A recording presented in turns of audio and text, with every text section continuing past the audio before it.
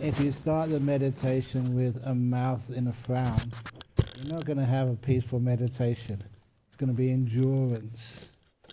Instead of endure is one word, a very closely pronounced to endure is enjoy.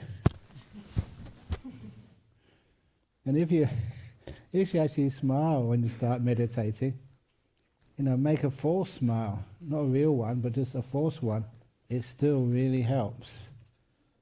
What it does is allows the joy of meditation to really grow and establish itself. Because meditation, I keep saying this, but of course many people don't believe me until you experience it for yourself. It's one of the most blissful and happiest things you can ever do in your whole life. You really get off on it. And because of that, you can imagine how much that joy and energy gives you the opportunity to take this meditation even deeper and more powerful. I haven't done anything important yet, so just told people that when they start meditating, please make sure you have a smile. And if you find it difficult to do that, I ask you at lunchtime or whenever you go to the toilet, when you go home this evening, please do the how I was trained. My first meditation teacher taught me this. Had one look at me and said, "You look far too miserable." I said, "Well, I'm working hard as a student. I'm staying up late at night, partying." He said, "Doesn't matter. When you get up in the morning, please go to the WC, the toilet. And is there a mirror in the toilet? Of course there is. So then, take your 2 fingers, put them on the side of your mouth, and push up." Good, a few of you laughed. Now you do that and look at your face when you push your mouth up at the corners. And honestly, I did that for 2 years without missing a morning. Going to the toilet. And also I did push my mouth up and made a silly face at myself. Every morning I started with laughing. What a beautiful thing that was, very free. And these days, as I told you, I think yesterday, sometimes people say, "Ajahn Brahm, in all of your years you're putting on weight." He said, "You need to exercise." And I agree. I do 10 push-ups every morning. 3, 4. In front of the mirror. Honestly, try that. And if any time you're having a really difficult day and you're feeling like almost getting depressed, then go to the toilet, 20 push-ups. When you see yourself looking stupid, you laugh. And it puts life in perspective. Okay, so we get on with the meditation now. So this is going to be a guided meditation. Unfortunately, you've got no mirrors here. But anyway, you can just imagine a smile when you start meditating.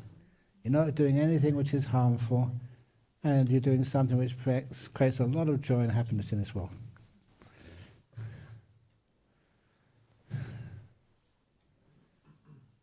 So close your eyes if you wish, but close them gently. And with the guided meditation, I'm going to start with making you aware and watching and relaxing all the parts of your body which create this meditation posture. So you get to know your body, not be afraid of it, and know how to relax it to the max. It's one of the reasons you can become healthy. So I just notice just how I'm sitting. I'm going to put my feet further out so they feel comfortable. How are your feet now? Are they really comfy? One of the reasons why we make sure that people don't wear the shoes in the Dhamma hall is 2 reasons. The first reason is because if they don't have their shoes at arm's length, they can't throw anything at me if I make a bad joke.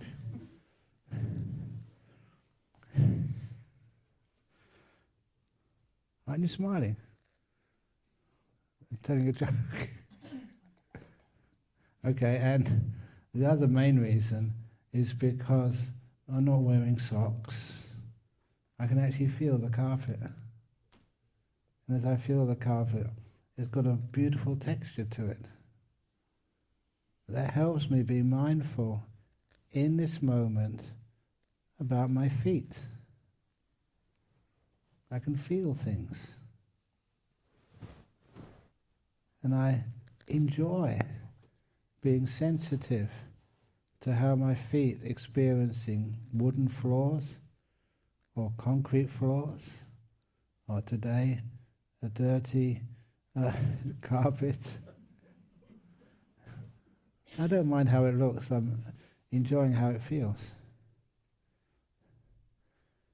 And then I'm more aware of my feet and my toes. I see how much I can relax them. To relax is very gentle. It's like you let go of any pressure, any tension, anywhere in any of your toes and your feet. Until I've learnt over so many years, I've done this for so often, so many hours, of relaxing my own feet. So nothing is held tight. There's no tension anywhere in any of those muscles. So those legs become, the feet first of all, really at ease. And because I have my eyes closed, the most of you, it means that you don't have to worry about what you look like. I can really relax to the max. No pressure on me. I can make sure my feet are as easy, relaxed, peaceful as they possibly can be. I go to the extremes of relaxation until my feet feel pleasant. That's how I know that I'm relaxed. The blood and anything else flowing through that part of my body flows through it so easily. Healing, refreshing, relaxing. It's as if those veins and arteries are just really open highways. Nothing gets jammed. Everything flows so freely. And I also notice how I experience that freedom. It's very, very, very pleasant. When I do guided meditations, as I've told Ajahn Canda many times, sometimes it gets so pleasant, I don't want to even go any further. Just stay there, and the pleasure increases. But I'm going to do my duty. After my feet have really, really, really relaxed, I move the mindfulness together with kindness up past my ankles. I can feel those ankles. They're pretty relaxed already. But I can always relax them some more. I imagine them kind of expanding. I imagine them just soaking in a warm bath of clean water. Allows everything to open up, relax, feel free. That's what relaxing feels like liberating tightnesses stored in my ankles. Sorry, because I've been doing this for such a long time. It really does feel nice, pleasant. I know this helps my health and even longevity. But I move further upwards, the calves of my legs. Not just the calves, not just the muscles, even if I can imagine anything in the bones or the skin. And I want everything just to relax, be at ease, feel free. So there's no tension there at all. Just happy to be here with my lower legs feeling like this. Very happy. And just to check, I move my awareness quickly to my mouth. Am I smiling or am I struggling? Choose to smile. If you smile, you have more awareness and more energy. So I go back to my lower legs. They feel really good, so I can move up to my knees. For so many years I've been sitting on the floor. So many years having my legs crossed in meditation. And I have gratitude to my knees. They very rarely ache. Now I just notice any sensations, feelings in my knees. And I relax each one of them, like I'm massaging them. And lots of aches and pains disappear. And my knees feel as if they're just new knees, like when I was first born. No aches, no pains. Just relaxing to the max. Then up to my thighs.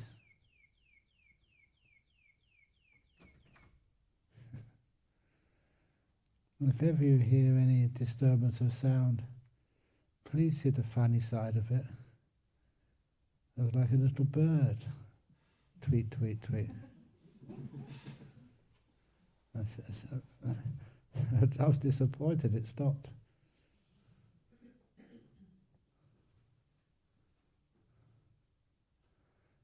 So I go then, my thighs are nicely at ease. There's big muscles there. They're just not tight. So then I go to my bottom, the buttocks. There's always a pressure of my buttocks conveying the weight of my body onto the cushion of the chair. What I try to do is to make sure that those feelings in the butt are balanced. Not too much on one point, not too little on the other. When they're balanced, after a little while, all the feeling in my butt disappears. You don't have to get rid of things to make them disappear, just to make sure they're not important. There's not too much pressure on one point. Then I go to my waist. Then when I first started meditating, I would sit down. I wouldn't realize just what the comfortable position was. Now I look at my waist and I feel it needs to be straightened. This is what I'm going to do. Oh, that feels much better.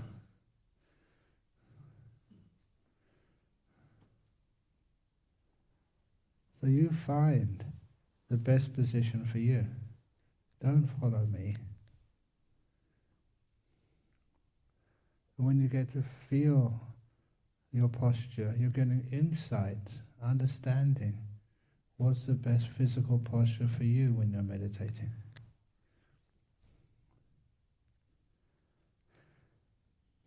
And then when my waist is comfortable, my back next, I kind of sweep up the back, making sure there's no aches or pains anywhere there.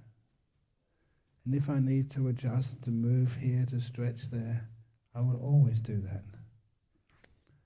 I don't take the advice of a guru, I take the advice of my own back. Find out what it needs. And then I go back to the bottom of my torso and I sweep up inside. One of the common problems for monastics is indigestion, stomach things, because we eat all types of food. We don't order it or choose it. It just, these days people know what to get me, so that I get spoiled. But nevertheless, after a meal, I looked up my tummy, up to my tummy, figure out how my intestines, organs are doing inside. And I found I can always relax them. Any ache or pain, tightness, tension. You soon learn how to relax. I notice how it feels now. I notice how it feels the next moment. And see whether it's more relaxing or more tensing. And even when you are sick, you can always relax it a little bit. And sometimes you don't know how much you can relax. With training, you can relax enormously inside. Go to my lungs. I do suffer from hay fever, but the last few days haven't had much of a problem. My lungs are working really well. Go up to my heart, that region, and I give it relaxation. So everything is not forced, but at ease. And then go to my shoulders. One of the ways I relax my shoulders is by going in the opposite direction first, scrunching those shoulders up as much as I can. And once I've scrunched them up to the max, I let go.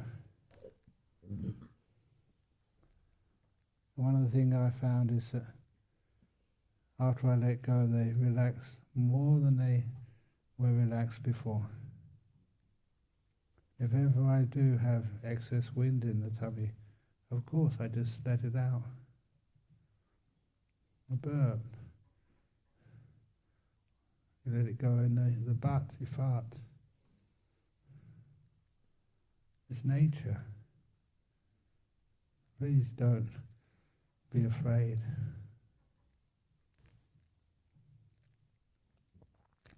You're relaxing my shoulders and relaxing down the arms. And past the elbows, down the forearms and wrists, till eventually I come to my hands. There's lots of nerve endings in your fingers. Now you see if you can ask your fingers how they feel. This is one way of developing mindfulness, to ask. And then your body will tell you directly whether your fingers need moving or your fingers are happy where they are. Because I'm holding a microphone, you can feel the fingers would rather just be loose in my lap, but it's okay, it's hardly anything. And I go back out to my shoulders and realize I've relaxed my whole body from the neck down. And I check in, it's true. I'm sitting here really comfortably. So go back up to the neck. How do you relax your neck? I usually find it's the position of the head on top of the neck can either stress the neck out or can bring it to a state of relaxation. So I make sure my head is well balanced on top of the neck, not too far forward, not too far back, not to the left, not to the right. I found that best position. Sometimes, if ever I'm tired, I always try to lift my neck up so my head is slightly bent backwards. When it's bent backwards, I tend to have much more awareness. It works for me. I don't know if it works for you. And then I go to the awareness of the muscles in my face, around my eyes, nose and mouth mostly. I relax them all. I can feel tension around my eyes right now. So I'm going to relax those muscles without opening the eyes.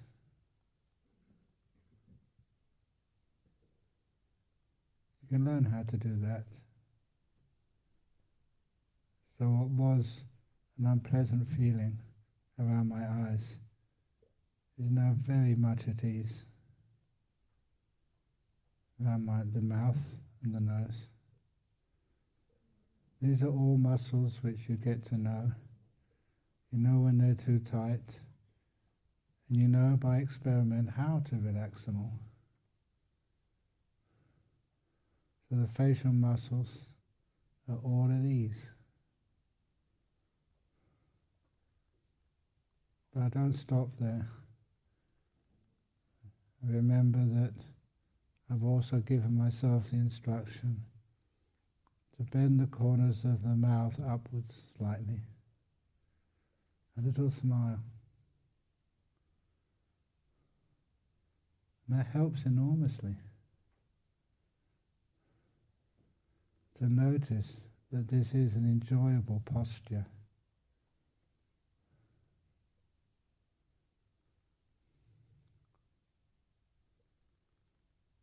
And I stay with being mindful, aware of the joy of relaxation. And it soon grows. More joy, more stable.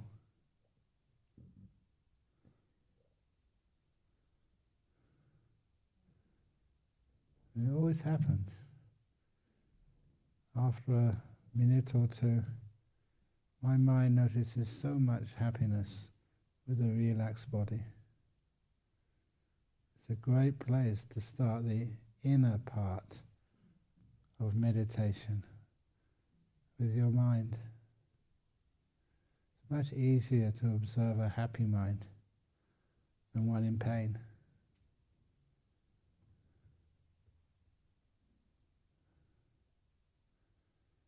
When I am aware of the happiness,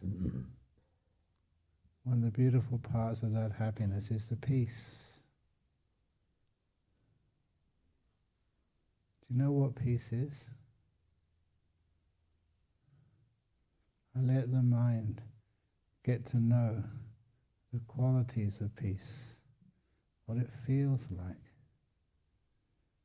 and how it's kept and made deeper, stronger.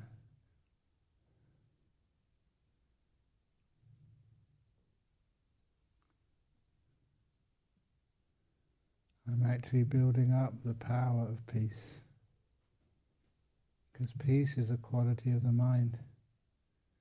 It's making the mind more prominent. It also feels nice. Feels good.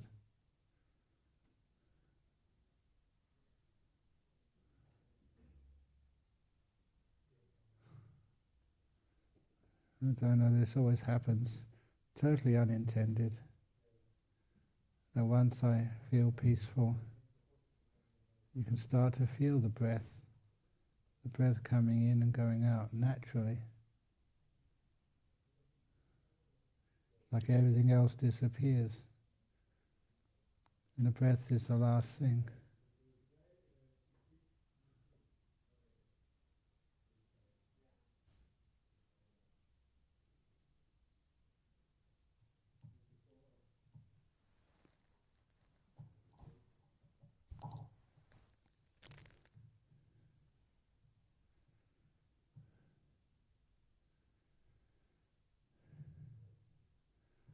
I'm going to stop talking now.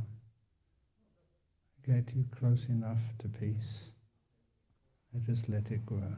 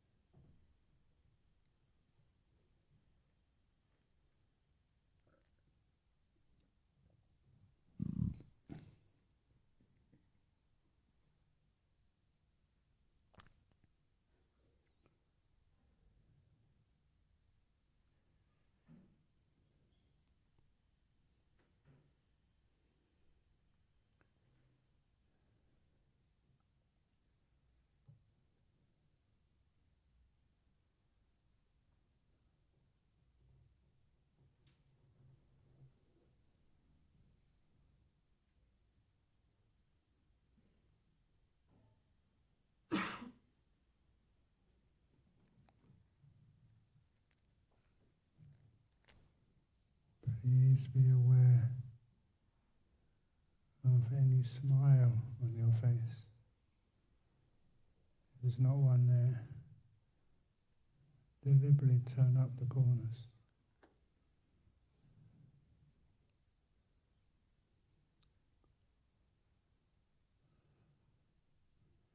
It makes the meditation so much easier.